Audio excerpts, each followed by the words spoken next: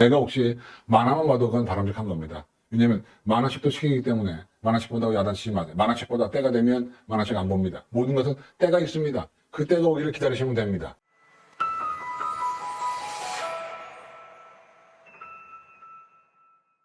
선행 얘기 좀 해보게요. 오늘 선행 얘기를 좀 집중적으로 하려고 합니다. 선행은요, 여기 지금 나오는 것처럼 선행학습은 일단 좋은 게 있습니다. 개념을 여러 번 들으니까 개념 이해가 분명하게 될 수 있어요. 그런가 하면 나는 좀 알고 수업을 들으니까 자신감 펑펑 생길 수 있습니다. 그래서 선행학습은 개념 이해가 강화되고 자신감이 생기는 것은 좋은 겁니다. 이건 선행학습의 명이에요, 명. 근데 암도 있습니다. 어두운 면은 뭐냐면 수업 시간에 나 이미 들었으니까 수업 시간에 집중을 안 해. 선생님 너는 떠들어라, 나는 딴 거 한다. 이럴 수 있습니다. 그 다음에 과도한 자신감. 나 이거 다 알아. 오만함. 이것 때문에 실수할 수도 있고. 그 다음에 여가 시간 감소. 애들은 놀아야 되는데 놀 시간이 없다. 선행을 해야 되니까. 그 다음에 수동적 태도 형성. 근데 우리 애가 원해서 선행하는 경우는 드물잖아요. 다 엄마들이 시키는 거죠. 그죠? 그러다 보니까 애가 수동적인 태도가 된다. 그 다음에 마지막으로 이 선행은 앞서가는 거니까 우리가 교육과정이라고 하는 것은 발달 단계에 따라서 교육과정을 짜는 건데 애들은 앞서가게 되니까 사실은 발달 단계는 맞지 않는다. 그래서 여기까지 개념 이해 강화, 자신감 증가 여기까지가 선행학습의 명, 좋은 점이고요. 그 다음에 뒤에 거 집중력 감소, 과도한 자신감, 오만함 이것들은 선행학습의 암이. 그럼에도 불구하고 선행학습에 필요한 애들이 있습니다. 여기 지금 언급되는 애들은 선행학습이 아주 필요합니다. 바로 뭐냐? 여기 지금 나오는 것처럼 진도를 완전히 이해하고 심화학습 끝낸 거. 이건 공부를 잘해서 더 이상 할 게 없으면 심화학습, 선행학습 해줘야죠. 그런가 하면 학교가 바뀔 때, 요때거든요. 그러니까 예비 고1 같은 경우에 학교 급이 바뀔 때, 요때 노는 때 선행을 시키는 것은 나쁘지 않다. 그런 얘기고요. 그 다음에 성적으로 상위권. 성적 상위권 애들은 나보다 앞서가니까 선행을 시켜라. 그래서 요 세 경우 선행학습을 시키는 것이 안 시키는 것보다 낫다. 이때는 어떻게 보면 제가 필수라고 써놨잖아요. 필수. 근데 선행학습이 되려면 일단 전제가 학습 능력, 학습 습관, 학습 목표에 따라서 다르게 적용되게 돼. 그러니까 애들마다 다르다. 선행을 시켜서 대례가 있고 시키면 안 대례가 있다. 라는 점 여러분 기억하세요. 선행은 그야말로 자신의 능력, 케바케에 따라 다르다라고 생각이 됩니다. 선행은 그런 게 있는 것이고요. 초딩 어머니들은 여기 많이 안 계시겠지만 초딩을 어떻게 사는 것이 좋으냐에 대해서 제가 설명을 드리려고 해요.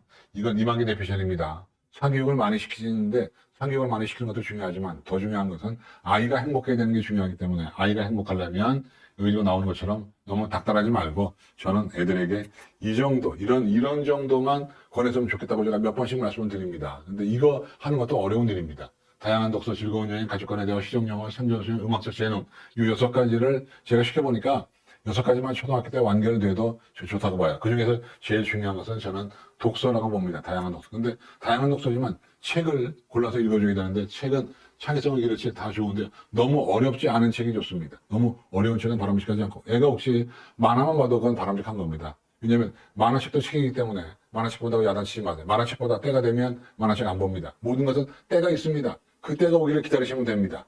너무 조급해하지 마시고. 그래서 결국은 독해력이 있으면 되는데 독해력은 문해력이고 문해력의 기본은 어휘력입니다. 그러니까 초등학교 때 어휘력을 많이 길러주기도 독서를 많이 시키시면 얘가 좋은 대학 간다. 그런 얘기입니다. 그 다음에 중딩으로 나오면 중딩은요 초등에서 비해서 완전 확 뜁니다. 보시면 일단 중학교는 늘어나는 교과목 수입니다. 그 다음에 난이도가 높아지기 때문에 애들이 당황스러워합니다.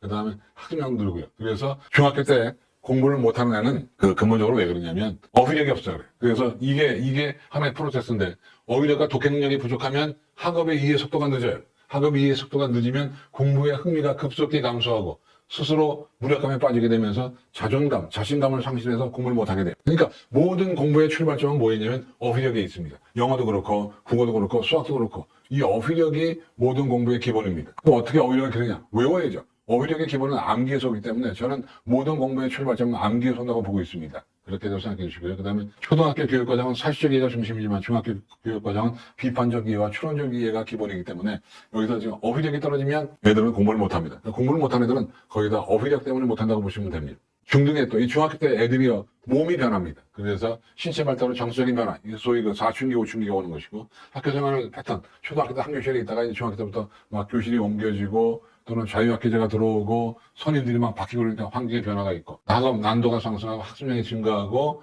또 각종 시험 문제가 그렇게 또 많아집니다. 고등학교 올라오면 중고등학교 때 시험 문제가 많아지게 되죠. 근데 어쨌든 이 모든 것들의 기본은 여기 지금 나오는 것처럼 언어 능력의 부족이 결정적 원인이기 때문에 언어 능력을 기르는, 어휘력을 기르는 것이 모든 공부의 기본이라고 얘기하고 싶습니다. 그래서 중등에서 효과를 올리면 어떻게 하는가라는 건데 이건 제가 경험해 볼 때 제일 좋은 것은 기출문제.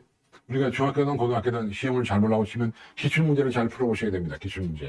그 다음에 학습 계획표를 짜야 되는데, 이 학습 플래너를 짜야 되는데, 문제는 시간이 중요한 게 아니라 성취의 양입니다. 성취의 수준입니다. 그러니까 시간표를 짜는 것이 능사가 아니고 그 시간에 얼마나 이룰 것인가에 대한 성취 수준, 성취의 양이 중요하다 말씀드려요. 그래서 월화수목 금토일인데요. 어떤 날 시간표를 때 월화수목 금금금을 짜니까 안 됩니다. 항상 일요일 날은 비워놓으셔야 됩니다. 왜냐면 그래야 그때 부족했던 과목을 보충을 하니까요. 그 다음에 복습도 중요하지만 예습이 더 중요하다고 생각합니다. 저는 복습보다는 예습이 더 중요하다고 보기 때문에. 왜냐하면 예습을 하고 가면 흥미가 있습니다. 예습을 안 하고 가면 흥미가 반감됩니다. 선행학습도 마찬가지입니다. 예습을 하고 가면 더 좋다. 그 다음에 무엇보다도 필기구를 들고 내가 수업 시간에 잘 들어야 돼요. 수업 시간에 잘 들으면서 내가 무엇인가 질문을 하겠다는 의미를 가져야 됩니다. 그래서 여기 나오는 것처럼 내가 질문거리만 잘 고민하고 학교에 가서 앉아 있어도 그 학생은 공부를 잘하게 됩니다. 도대체 몇 등급 정도 돼야 내신을 포기하고 언제 포기하느냐라는 건데